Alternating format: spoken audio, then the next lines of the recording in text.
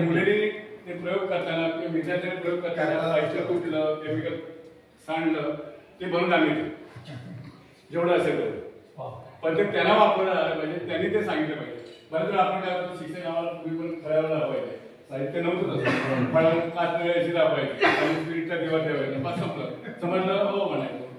पण तसं होतं का त्यांना हाताळायला द्या, हाताळताना कुठून दे तुटून दे, ते जगा कुठे कुठे ते आम्ही देऊ. पण छान प्रयोगशाळा, बरं वाटतं, समाधान वाटतं, याची गरज आहे. पाण्यापासून सगळं हा, विज्ञान आज जर जगायचं असेल याची गरज आहे, पुढे जायची, बाकी कशाची गरज नाही. हे विज्ञान तुमच्या हातात असेल तर तुमची पुढची पिढी व्यवस्थित राहील, नाही तर आता त्याचे काहीच नाही.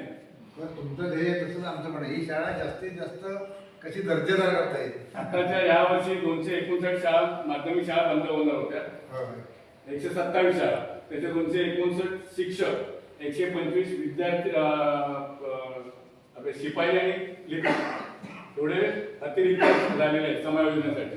पण आता काय काय शाळा एक विद्यार्थी मिळाला 20 म्हणून कुर्दुंडा वाचला यावर्षी. आता शाळेच्या संस्थाचालक काय बघतात, ती शाळा बंद पडली तर तिथे 2 शिक्षक मला मिळते, इथे 2, हे पळाव पडली आता इथे याच्यात पण सुरू झाली. पण ते चुकीचं आहे, त्याने आपल्याला पुढे काय होणार नाही. पण शासन पण काय करू शकत नाही. 20 विद्यार्थी नसेल तर 5-5, 6-6 शिक्षकांचा पगार देणं त्यांना पण परवडत. पण आपण काहीतरी आपल्या पद्धतीने काय टिकवण्यासाठी आपण काहीतरी करूया. तुमचा वेळ घेतला मी